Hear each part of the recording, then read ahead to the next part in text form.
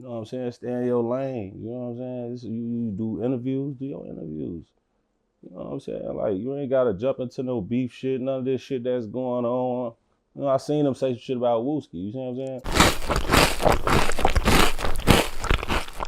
Yo, we back. We back with another one when they thought it wasn't gonna be no another one or something. Man, dude here different. What we got? JHE Rooga. Hey, Rooga. Let's start there. I'm feeling good. Now, welcome to the show, bro. Let's start there. That's word, man. Now, how you whooping now? Shit, I'm chilling, man. You know me. You let Thunky Man whoop me? Do I gotta go there and hit different? Hey, look, man. So, y'all ain't expect me to blow up like this, Rooga. Do I gotta go there? Do I gotta go there? Hey, look, man. Thunky Man ain't with you? I see you got the JHE up in this motherfucker. Yeah. Devo, Fat Boy, do I gotta go there? Yeah, I got a phone them through this bitch with me. But look, though. They say you came in and look like the Terminator. Do I gotta go there and hit different? It do it different when I like the Terminator. Break this shit down now. For the people who don't know, bro, all bullshit aside, now, this your first time on Whoops, bro. Harriet Tubman died for this shit, Rooga. Now, you up here looking like Ray Charles. Let's start there. Do y'all homework on Ray Charles dying for this shit. Now, Ray Charles died? ain't Ray Charles dead? I don't fuck no Ray Charles dead, bro. Let's start there. Long live Ray Charles, bro. You play too much. I'm some real shit. You don't know Ray Charles been dead, bro? You over whooping, bro. Ray Charles been dead, bro. He died before Bernie Mac died, bro. Let's start there. Ray Charles still here. Oh, in the mind. I don't fuck no. Nah, you see what I'm saying? Let's start there. Now, break this shit down, bro. Where's Rooga from? It's the first box of whoops. This shit finna get my whoops, bro. Got your whoops, bro. How the get my whoops, bro? It ain't different when you gotta take man whoops, gang. Get my whoops, bro. It ain't different when you stealing whoops. That's crazy. That's crazy. That's disrespectful to FYBJ man, bro, for stealing his whoops. So what I gotta do, go get some Dunky off? Nah, bro. You right. Thank you, man. You right. Do your homework. It hit different. Hey, that shit hit different. Let's start there. Is you from JHE or is you from MOB? Break that shit down. When you break it down, it's all the same shit. You know what I'm saying? It's just more so JHE a label. Okay. You know what I'm saying? We just pushing this shit. We you know, I'm scrap gang. That shit in me forever. Okay, let's You know start what I'm that saying? in. Scrap That's gang. forever. Okay. That's but it's more so, you know, we just trying to legit this shit up. You know, you gotta make this shit right. I feel like JHE Entertainment, a good name, you know what I'm saying? More positive than anything. JHE Entertainment. Now, how y'all come up with that name? E-Will did. Oh, E-Will. You know Shout out E-Will. E-Will. Do I gotta go there? You gotta go there. Do y'all homework on E-Will recording a lot of my music in my early stages of my rap career? It's merch. E-Will that recorded like down there 50% of Chicago rappers. Let's start there. 75 might be. Foden gotta give bro his flowers. He bent over whooping. Right. Do we gotta go there? Shout out E-Will. Now, the whole time, when did you originally meet E-Will, bro? Let's start there. I met E-Will 2011. 2011. Yeah, when I came home. Okay. My little brother knew E-Will. Scrap knew E-Will. They went to school together. You feel me? Scrap was telling me like, this nigga named E-Will got a studio who I go to school with. I'm like, I just checked it out. You feel me? On phone, it was a nice little setup. He had the motherfucking folks had the cup holders on the wall.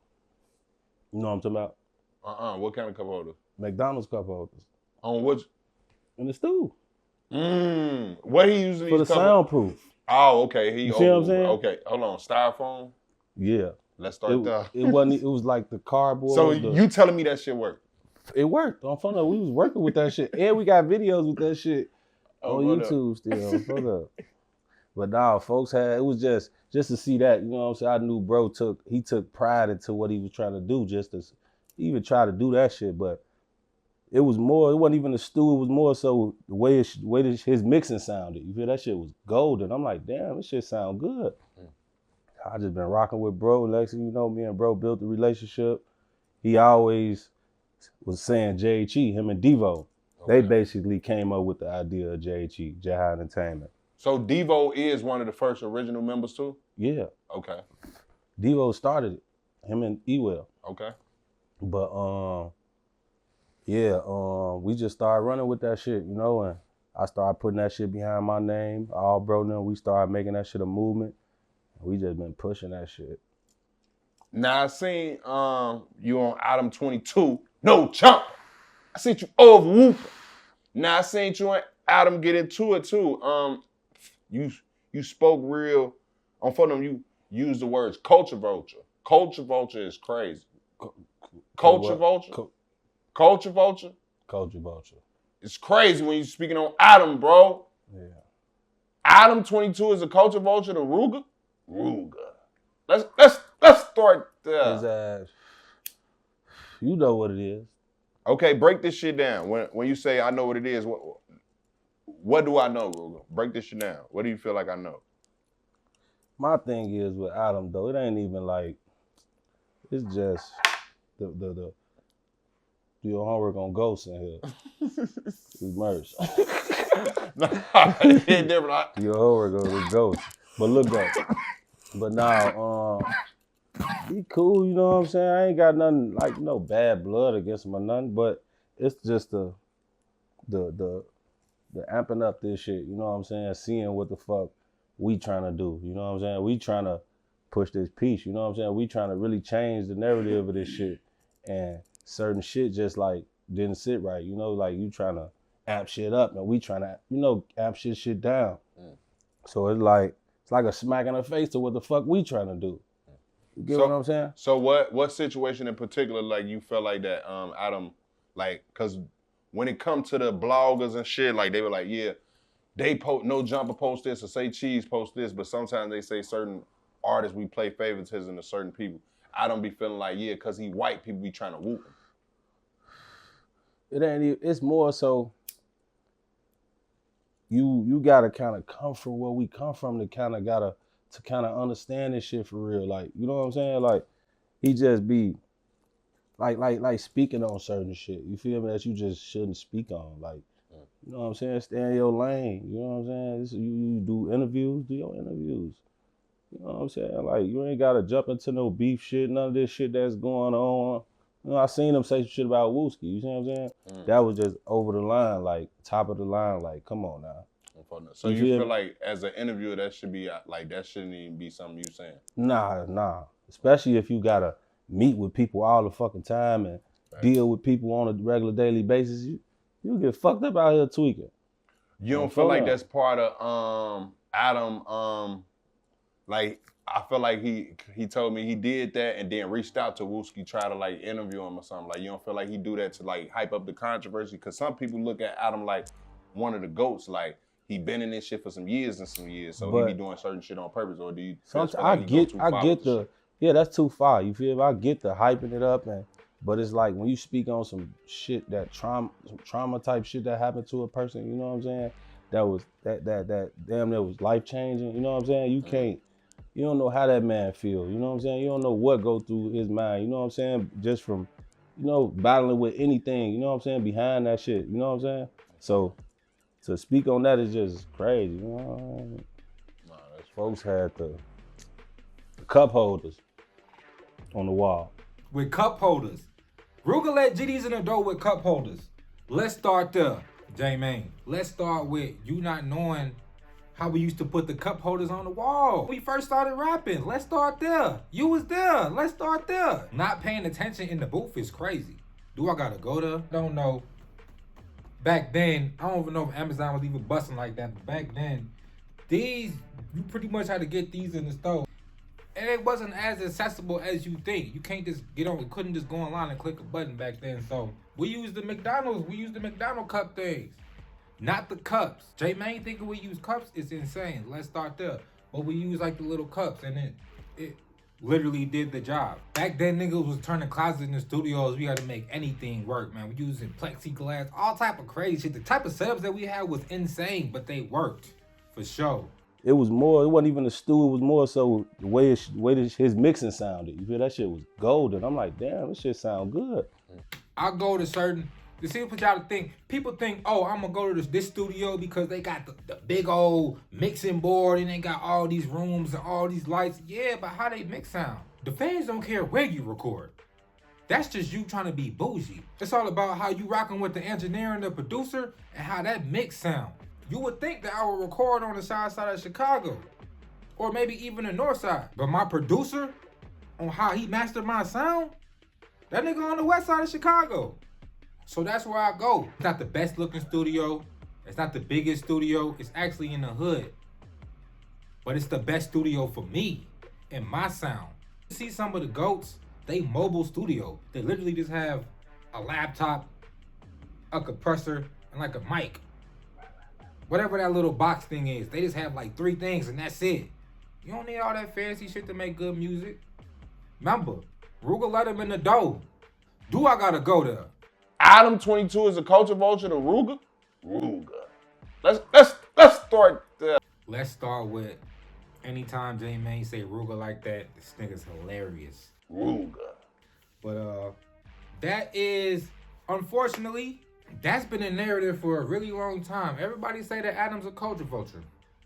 I feel like he's a very smart businessman. A lot of people on the internet now is just starting to do what he low-key been doing. Just because he don't vocalize his strategy don't mean he got a strategy in what he doing now. Does everybody agree with how he doing it? No, but he feeding his family. And at the end of the day, that's really all that matters. Do your homework on ghosts in here. Emerge. Oh, folks, grave. Let's start with JHE Rooga using do your homework.